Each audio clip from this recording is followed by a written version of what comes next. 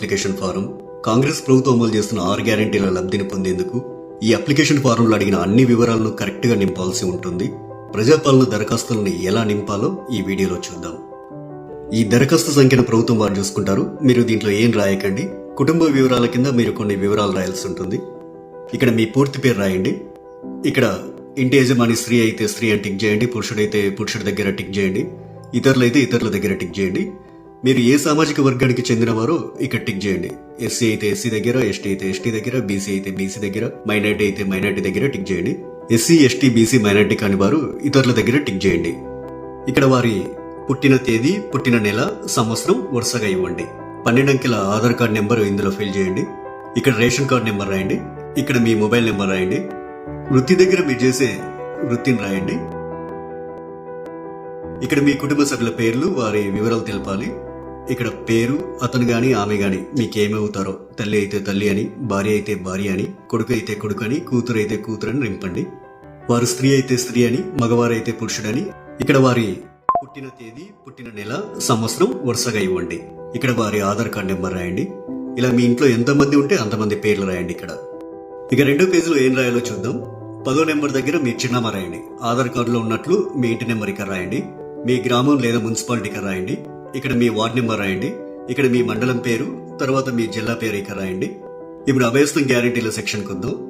గ్యారెంటీల పథకాలు లబ్ధి పొందేందుకు మీరు ఏం చేయాలి, మీరు ఏ వివరాలు ఇక్కడ రాయాల్సి ఉంటుందనేది చూద్దాం.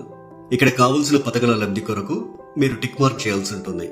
మహాలక్ష్మి పథకంలో భాగంగా ఇక్కడ 2 పథకాలు ఉన్నాయి. మొదటిది ప్రతి నెల 2500 ఆర్థిక సాయం పొందేందుకు ఇక టిక్ మార్క్ పెట్టండి. ఇక రెండోది 500 రూపాయలకు గ్యాస్ సిలిండర్ పొందేందుకు ఇక టిక్ మార్క్ పెట్టండి. 500 రూపాయలకు గ్యాస్ సిలిండర్ కు సంబంధించి మీరు కొన్ని వివరాలు నింపాల్సి ఉంటుంది. మొదట ఇక్కడ మీ గ్యాస్ కనెక్షన్ నెంబర్ రాయండి. ఇక్కడేమో మీకు గ్యాస్ సరఫరా చేస్తున్న కంపెనీ పేరు రాయండి. మీరు సంవత్సరానికి ఎన్ని గ్యాస్ సిలిండర్లు వాడతారో ఆ సంఖ్యని ఇక్కడ రాయండి. రైతు భరోసా పథకం కింద లబ్ధి పొందేందుకు ఇక్కడ కొన్ని వివరాలు ఇవ్వాలి. రైతులు ప్రతి ఏటా ఎకరానికి 15,000 రూపాయలు పొందేందుకు ఇక్కడ వివరాలు ఇవ్వాల్సి ఉంటుంది.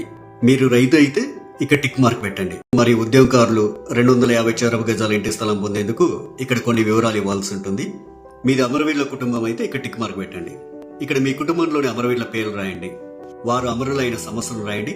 FIR నెంబర్ రాయండి. డెత్ సర్టిఫికెట్ నెంబర్ రాయండి.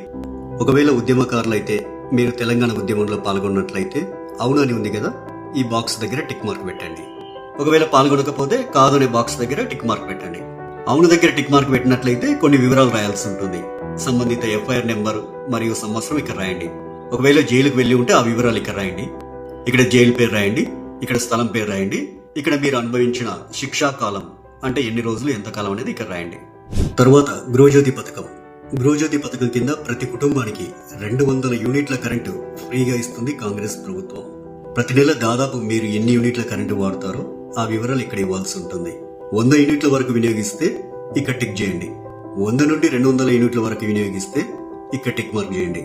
200 యూనిట్ల కంటే ఎక్కువగా ఉపయోగిస్తే ఇక్కడ టిక్ చేయండి. మీ మీటర్ నెంబర్ను ఇందులో రాయండి. చేయూత పథకం. ప్రతి నెల చేయూత పథకం కింద వృద్ధులకు 4,000 రూపాయలు, దివ్యాంగులకు 6,000 రూపాయలు ప్రభుత్వం ఇస్తుంది. మిమ్మల్ని దివ్యాంగులుగా గుర్తిస్తూ ప్రభుత్వం మీకు ఇచ్చిన సదరం సర్టిఫికేట్ నెంబర్ ఇక్కడ రాయండి. మిగతా వారు వృద్ధులైతే ఇక్కడ, గీతా కార్మికులైతే ఇక్కడ, డయాలిసిస్ బాధితులైతే ఇక్కడ, బీడీ కార్మికుల జీవన భృతి పొందే వాళ్ళైతే ఇక్కడ, ఒంటరి మహిళా జీవన భృతి పొందాలనుకునే వారు ఇక్కడ, వితంతు పెన్షన్ కోసం ఇక్కడ టిక్ మార్క్ చేయండి. చేనేత కార్మికులైతే ఇక్కడ టిక్ మార్క్ చేయండి. ఎయిడ్స్ వ్యాధిగ్రస్తులైతే ఇక్కడ టిక్ మార్క్ చేయండి. పైలేరియా బాధితులు ఇక్కడ టిక్ మార్క్ చేయండి.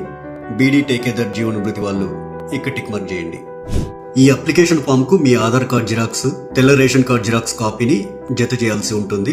ఇక్కడ మీ సంతకం, ఇక్కడ మీరు అప్లికేషన్ ఇచ్చిన తేదీ రాయండి. మీ ఊర్లో ప్రజాపాలన సదస్సులు పెట్టినప్పుడు ఈ అప్లికేషన్ ఫామ్ తీసుకెళ్లి వారికి ఇవ్వాలి. ఇక చివరిగా ప్రజాపాలన దరఖాస్తు రసీదు ఉంటుంది. ఇందులో మీ నుంచి దరఖాస్తు తీసుకున్న అధికారి కొన్ని వివరాలు రాసిస్తారు. ఈ రసీదులో అధికారి దరఖాస్తు సంఖ్య రాస్తారు. అభయస్థం గ్యారెంటీలకు సంబంధించి టిక్ మార్క్ చేస్తారు. తదితర వివరాలన్నీ కూడా రాస్తారు. చివరగా అధికారి తన సంతకం చేసి మీకు రసీదునిస్తారు.